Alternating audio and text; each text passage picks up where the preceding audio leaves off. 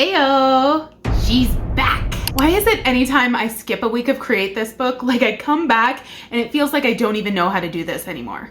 Like, where am I? Who are you? But how have you guys been? I've been missing you. I've just been trucking away, working on the shop. But I'm not gonna lie, like this has very quickly become my passion project. I am loving it. I added a few more designs. The website is coming along. It's looking pretty fire. I'll give more of a shop update for those that want it at the end of the video, but for right now, like, I want to get into it. We have waited long enough. This is episode 17 of Create This Book 2 by Mariah Elizabeth and Ashleigh Monet. Would be me. We have 3 new prompts to tackle this episode. Normally I say week, but you maybe, possibly, perhaps will get more Create This Book this week. But it's 3 for now, so enough of me talking. Let's jump right in and see what I can create.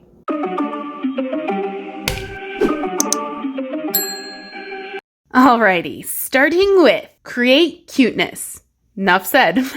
When I think of the cutest thing I could possibly imagine, I think of my babies. I know I'm biased because they're mine, but I mean, look at them cuties. But okay, to lean more towards something that's like universally cute, I think everyone can agree that baby animals are just peak cuteness. So we'll go that route. But, to work in my cheering, I'm gonna do baby versions of animals that I think best represent them.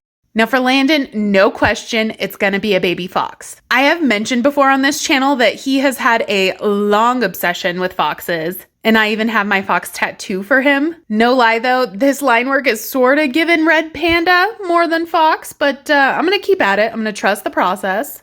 I definitely felt in the mood to do some watercolor today, so this seemed like as good a prompt as any. But oi! I need some new brushes. I left a bunch of these in a cup one night and now they are tragically misshapen. This is why I don't buy nice things. Like, I am doomed to ruin them. Oh, speaking of nice things, a few people have inquired as to why I don't use watercolor paper for these pages. Number one, this isn't like a fancy painting that I intend to sell or display. It's just Create This Book. We can keep it pretty casual here. These books have already bulked up so much with strictly using printer paper. Like, I can't imagine if I was using a heavyweight watercolor grade paper for all of these prompts, this book would just, it would be bad. And between you and me, like, I'm just a cheap girl. That's who I am. That's my way. I know many, many other artists have a completely different philosophy than I do, and they seek out the most expensive premium supplies, but I don't like spending money that I don't have to.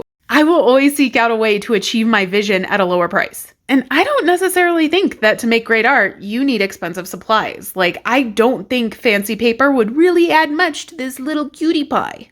I love him so much. He's definitely giving me autumn vibes, which I'm feeling so hard right now. Maybe you could tell from my rust orange sweater or my copper nails. Yeah, that was not an accident. I am fully embracing the approach of fall, and with it, spooky season. It is just my favorite time of the year, hands down. All right, just enhancing some small details with my colored pencils now. And of course, he needs some juicy, juicy highlights. So cute. All right, on to Phoebe, and she was much more challenging because she's definitely not at a place yet where she can articulate what her favorite animal is. Like, she loves them all. And her answer to the question would legitimately change every day if I was to ask. That being said, she does have stronger reactions to seeing certain animals, which definitely to me implies like some sort of favoritism. She loves seeing bunnies and squirrels. Now, I'm going to lean in the bunny direction because her nursery theme when she was born was little bunnies, so I'll always just kind of associate them with her. Baby bunny it is. I did both of the baby animals in this cute little pose on the back, giving belly. I mean, is there anything cuter than that? Maybe that's why my 2 animal obsessions are cats and otters, because they like love doing that pose. They're always in that pose, and it makes me just want to squeeze them.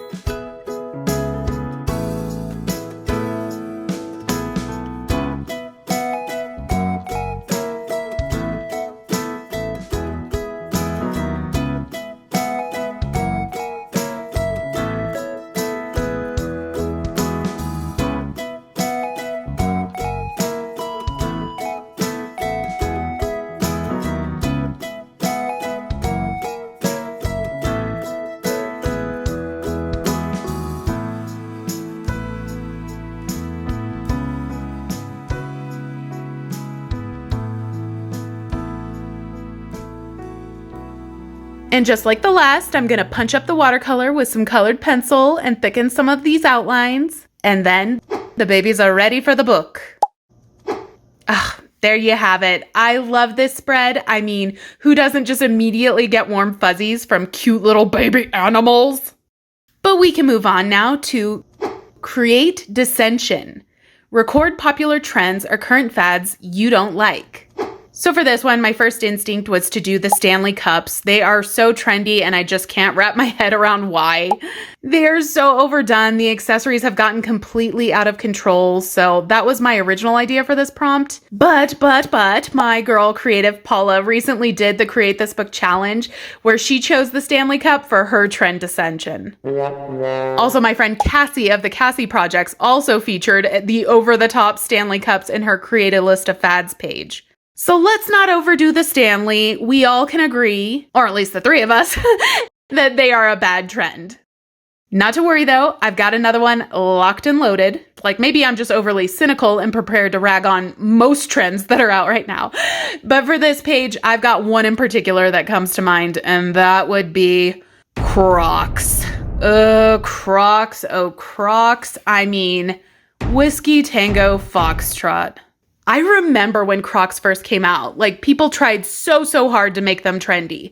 They were rumored to be wildly comfortable, and I guess that was just supposed to sell them. That was supposed to be enough. It's as if the company didn't realize the uphill battle it was fighting because these shoes are stupid ugly. I'm sorry, but they are. They look like gardening clogs, and despite everyone who owned a pair and raved about them, they really never gained traction, and soon the only people you could catch wearing them were like medical professionals, gardening grannies, and only the weirdest middle-aged men. But I suspect someone on the Crocs board of directors, I don't know, sold their soul to the devil and somehow got them to become popular. I can't comprehend how they suddenly swept the nation and now everyone wants a pair of Crocs. I about lost my mind when my son came back from his dad's house with a pair, even with the stupid little charms and everything. Oh, I cringed so hard and I'm like, why is my child wearing Crocs? And then I realized everyone is. I'm sorry if you're a fan. I'm hating on them real hard right now and it's probably hard for you to hear. If you do wear them, that's fine for you. I just won't be caught dead in them. I can already look ahead and see the next generation telling the current one how ridiculous their Crocs looked.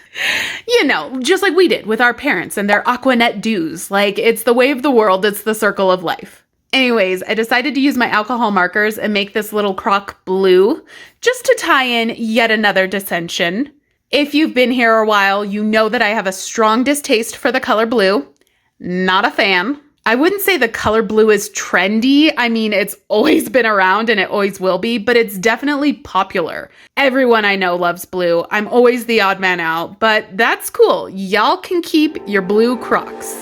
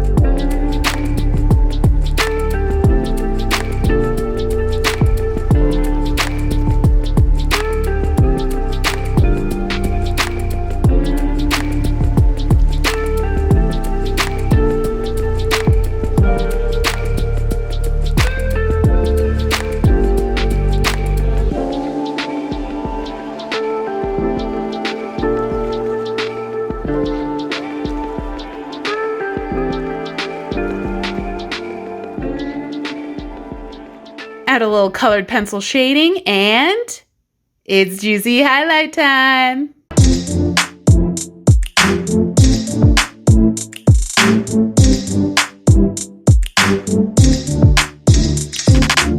Well, we have our croc done. Now it needs a nice little place in the book. I'm using acrylic paint to attempt to do like a big black splat that will be behind the shoe.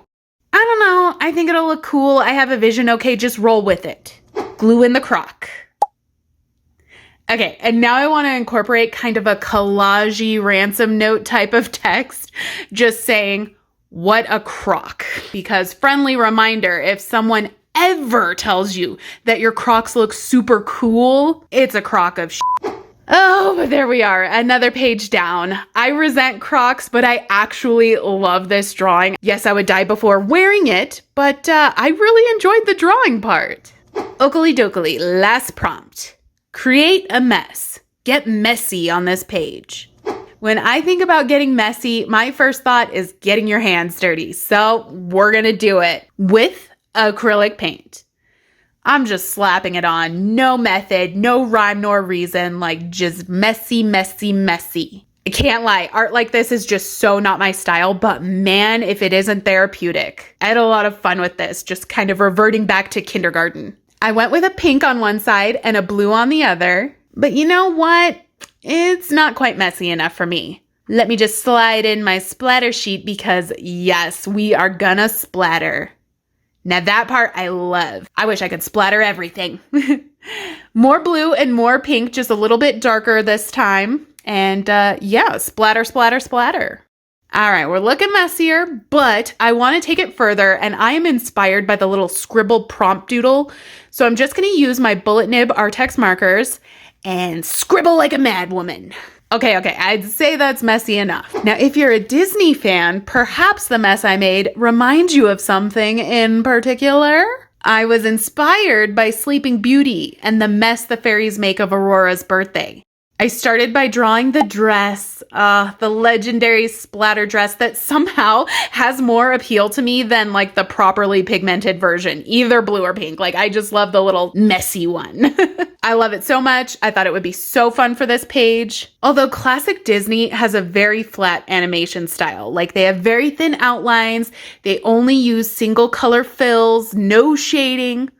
Let me just say, it was an exercise in self-control to keep it simple and not go ham with shading and highlights the way I always do.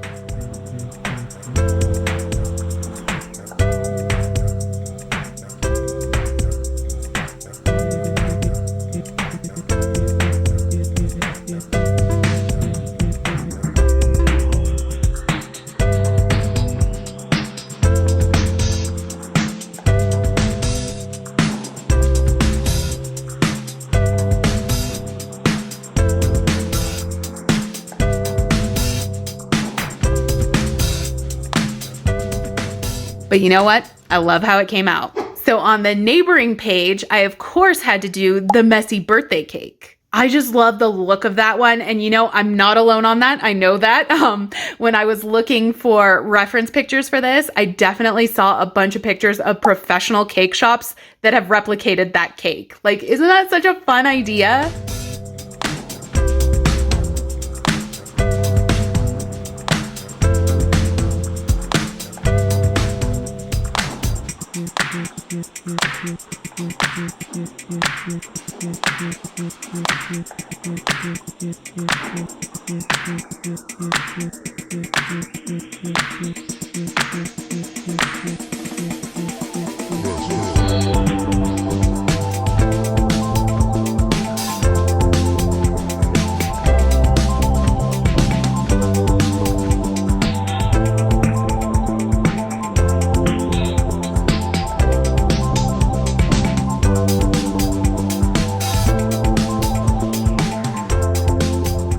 Well, all right, I love it. We can cut these out now and glue them atop of our mess. Ooh, I love this spread. I somehow adore the mess, but I love the two images. I mean, anytime I throw a Disney reference in, I can pretty much guarantee that I'm going to be happy with the pages. But I think this was a strong finish to the episode. With that, we can go ahead and do our little recap. We created Cuteness with these cute little baby animals, the fox and the bunny to represent my two littles. Love this page. It has sentimental value and it's definitely cute. We created Dissention as I aggressively step away from the widespread trend of Crocs. I do not like them. No me gusta. You will never see me join this trend. And lastly, we created a mess. The birthday mess from Sleeping Beauty. Things got a little crazy with this one, but I actually think it might possibly be my favorite of the week. And I had a ton of fun making it. This was just a solid batch of prompts. Well, that is it for this week. These prompts were actually super duper fun and it feels so good to be back into my books. There's a lot more coming. I laid out my schedule all the way through November and it is going to be busy. But I mean, it's spooky season. This is my time to thrive. So of course, I'm going to bombard you guys with content. Let's just say we'll be seeing plenty of each other in the upcoming weeks. So my shop will officially launch Tuesday, October 1st at 5 p.m. Mountain Time. And I have a plan to do my first live ever leading up to the launch. I know that as time builds up towards it and, we're counting down the hours, I'm going to probably be like a big ball of anxiety. So I think I really want like a nice distraction from that. And we've been needing to do this live thing. We got to pop the top on that, give it a try.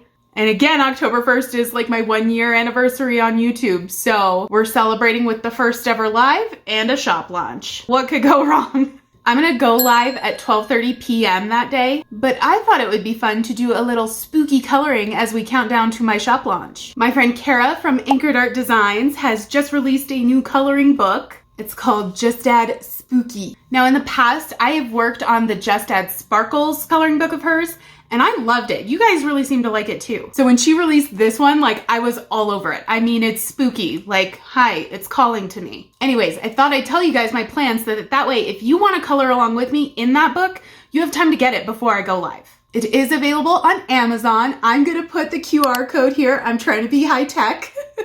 You can scan it to find it, or I'll also link it in the description. But I highly recommend. It is a good book. I have many, many pages that I want to get into, and hopefully if the shop launches at 5, I'm probably going to stop the live around 4:30, depending. I mean, we're starting at 12:30. That gives me a ton of time on live. I highly doubt anybody will hang out the full amount of time, but my thought is like international people are probably going to be more active earlier and catch the beginning of the live, and then US people might be active a little later and catch the end of it. That is the plan anyways, but that is a lot of time, so hopefully I can make a really big dent in this coloring book. But yeah, there's some super exciting stuff on the horizon for us. I can't wait! Thank you guys so much for watching, and until next time, goodbye!